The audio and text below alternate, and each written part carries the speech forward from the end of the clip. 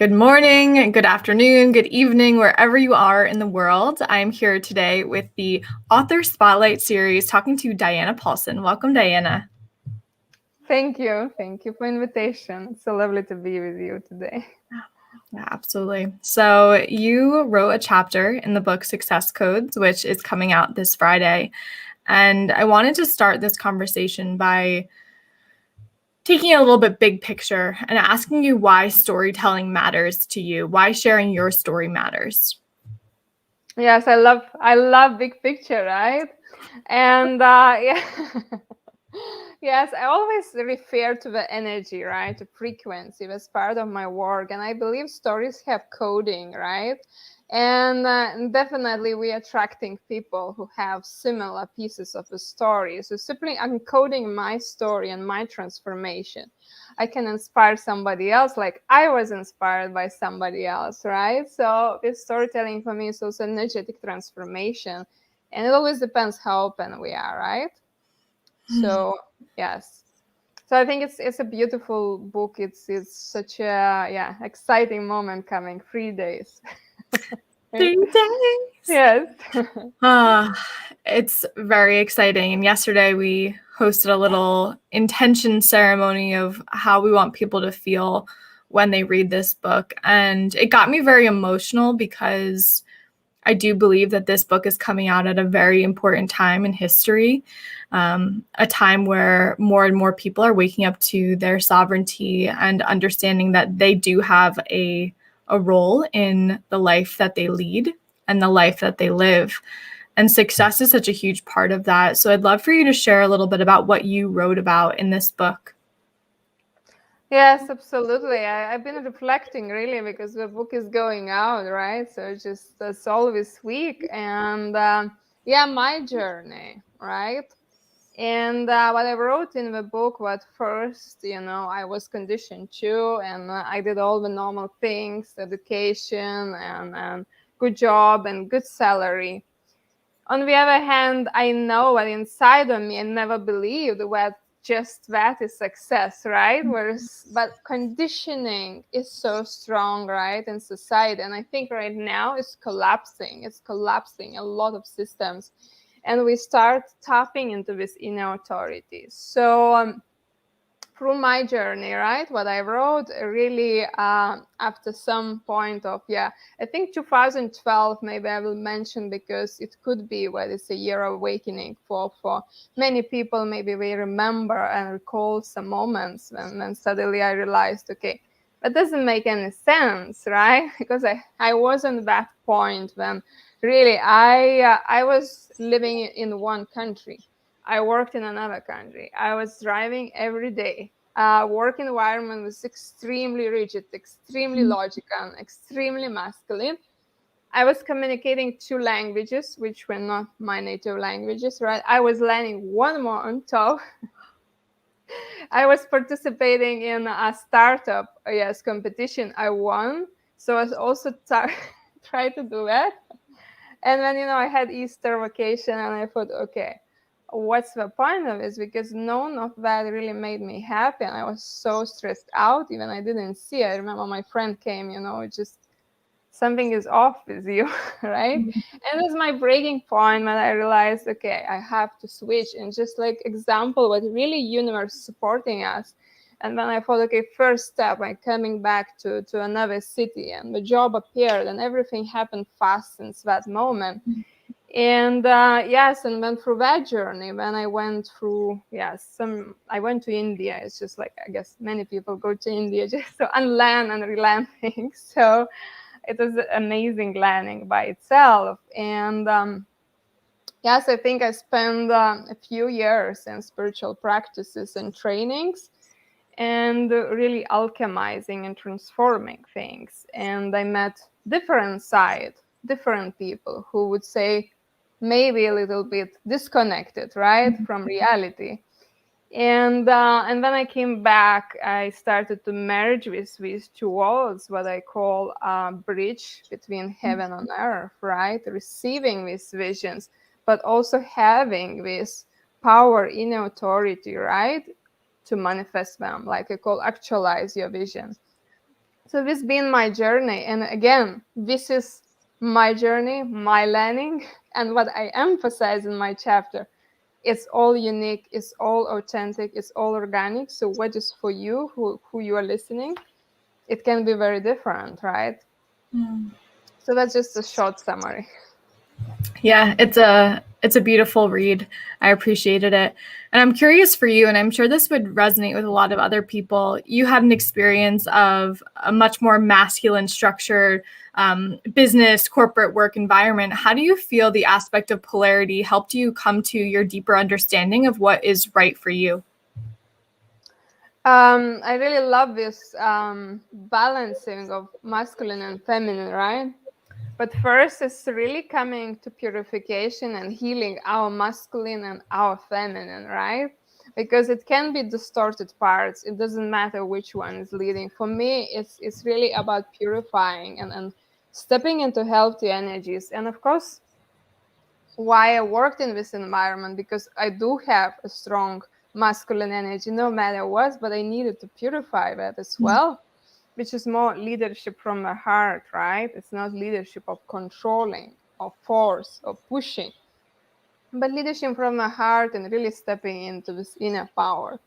And when I had to do a lot of work on the feminine side and really like finding time just to be, to relax, to receive, right?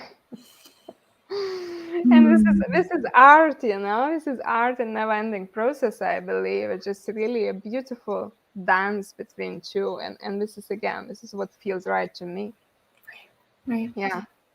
Yeah, I see it as very similar, and I'm right now personally in more of this feminine receptivity place where I just want to slow down. I just want to relax, and I appreciate your reminder that this is your journey, but that doesn't mean that someone else needs to live their life in accordance to you. And I feel the same way. And I think with these books, all that we're giving is, I like to call it an invitation. You know, here is one way of doing something. Actually, here's 22 ways of living, being, existing, defining a concept that's so ingrained in our minds. But here's your invitation. Choose your path, find your path, and go along in whatever way that feels good for you. Yes, and it's so important to find that really what I call organic healing, right? So really like step by step spiraling up. And that's the most important, is inner mastery. And all my clients, I always teach, don't get attached to me, right? I will initiate your process, but the healer is you, the master is you. So it's important. And what you said about feminine energy is so true, because now I spend around 1 hour just being in the sun without guilt. It's a big mastery. Like 2-3 years ago, I would feel so guilty just taking 1 hour during working hour in the sun. And this really goes into like the topic of this book too, which is all about redefining success. And many of these chapters are relating to how success is not exactly what we think it to be. And what if part of success was laying in the sun for an hour and not having emotions of guilt or shame and feeling like we should be doing something else? I mean, that's beautiful. Yeah, this should, it's a big one, right? So many shoulds I've been removing, and so many I will remove. And because exactly, sometimes it's really stopping is speeding up, right? And I realized that through experience. I had to experience that, okay, if I stop, if I tune in, I make the right choices, and everything will happen in a long-term faster. But I needed to learn that myself by practice. And we all need to learn it ourselves. And this is something I come back to quite often, that knowledge is amazing, but there's information everywhere. We have to be able to have the experience of the thing to truly have the teaching, to truly understand the teaching. Yes, and I think even there is a famous quote by Buddha, don't believe in anything. Even I say that before you try, right? And it meets your common sense. So I think it's beautiful. Just a confirmation, right? Can you tell us a little bit more about the work that you're doing in the world now? Yes, I would say I would call myself initiator if I take one word, right? Because yeah, I've been reflecting this week. It's just like all the book things and the labels. I believe it changed, and because I took so many practices, right? So initiating these new organic ways, I would call, in healing, in spiritual development, personal development, business creation, and so important, financial management. Such an important part. Sometimes we don't like going that way, right? Mhm. All of Excel sheets and tax reports and lawyers and auditors as part of business, right? That's what I've been dealing today. So Mm. yes, and yes, so I'm helping people with what I call consciousness coaching, because we know that everything is changing and happening in the consciousness, or quantum field, or you can call it in many ways, and simply from that process, when changes happen and we come to organic way of healing, then everything changes, right? It's the same building business and building our finance and building our expanding our wealth. So this, I feel, that's been one of my main directions, and I really love connecting that with body. It's just what we have, yes, the same passion for Kundalini yoga and all kinds of yoga and quantum flow, because that's the way to bring that vision to body, to embody, right? And then we embody, then we can take these tangible steps. I love the way that you put it. Who are most of your clients? Are they entrepreneurs? They work in the corporate field? Who are they? Actually, both. We are both men and women, Mm-hmm. and we are both professionals and entrepreneurs, because yeah, for me it's most important what is a being with a vision, contribution to make this place, right, a better world. And who simply just feel like they want to let go of this pushing and forcing, reconnect with purpose, reconnect with mission, reconnect with vision, right? And take these steps, but without stress. Without stress and pushing and thinking. And of course, it's always things like not good enough, right? Missing self-love. These things, yes, need to be transformed and purified and contracted. But I just feel that like it's the same, even some people who come and maybe doctors, yes, they just work with some. It's a beautiful profession, right? There's so much giving, and it can be a lawyer or it can be entrepreneur. Well, it's just, I believe, what we need with visionary people in all sectors, and that's the way to make a change. I agree. I absolutely agree. I'm curious if you've seen an uptick in your work as more and more professionals, maybe people leaving corporate and becoming an entrepreneur, are realizing that the ways that they were conditioned to work are no longer working for them. Yes, it's true. I just recall now one event. I think it was an event about visionary business, and we were men, actually, only men coming to that event. I did it with my friend. And after many years in a corporate and really being, in these powerful positions in investment, and just now started to reflect, well, maybe I want to make contribution. Maybe I want to choose a company at least first, which makes a bigger contribution. And then, or maybe I want to create a side business. So I really see a shift. I was so happy about that event, because I thought, wow, if these people really are changing from within, then we are really moving to the right direction. I love this. And this is how I feel change will happen when more people realize that where they put their money, so what kind of food that they're purchasing, what kind of products that they're purchasing, what types of companies that they're working for, and the mission and the vision of the business. Because I think more and more people are feeling they can sense a dissonance when they are not doing something in alignment with their heart and soul. And maybe they don't have the language for that yet. They don't have the context to understand it. maybe in the terms we would say it, but I think people can feel this. Yes, because so many things are happening, and we don't need to know. We know what we are moving from Piscean to Aquarian age, right? And all of the things. But I think it's no need to know anything. The change is happening from the sign. The Earth is shifting, right? Mm-hmm. And that really calls in the process also in corporate world. So I believe, it will be a change. It will take time, but there's no other way, right? Now we see what's happening. It's just, it's calling for a different approach. Since you chose to be part of this project and write your chapter, what doorways or portals have opened for you both personally and professionally? It just, it's been initiation, I would call it.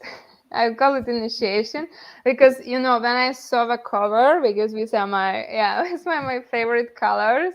And I was, yes, right? So it was initiation, and suddenly, things started to shift, and I started to rebrand because it just felt right. And I have now really beautiful team, and they are so excited about the book and just rebranding and changing. And from that ripple effect, I see it everywhere, like in clients and projects and teammates. So this is how I see it. I'm just laughing with this word because you're the third person now who's described this as an initiation. And it's so funny, right? I was called to start this publishing company to bring forth my mission of sharing powerful voices and stories and redirecting the flow of consciousness through that. I didn't realize it would be an initiation, but of course it was, because it's not about the books. It's about something way more. Yeah, this is so true, because yes, I talk about the book, but it's so much more, and I'm so looking forward to read all the stories. I believe it's really powerful. It's only you who read everything. I know.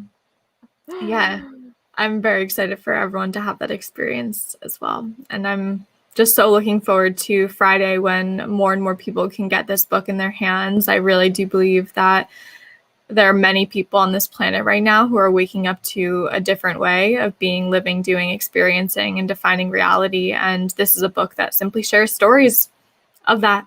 And it's so powerful. So thank you, Diana, for writing. Thank you for sharing. And I'm just so grateful to be in community with you throughout this project. Yes, and thank you, because it's just so amazing project, and I know you're coming with more books, so I just would encourage, somebody who is feeling like, wants to write a book. It's also like, I have a book, a vision for my book, but it takes so much time, right? So I think it's just amazing experience, initiation, activation, so much in that. So thank you too.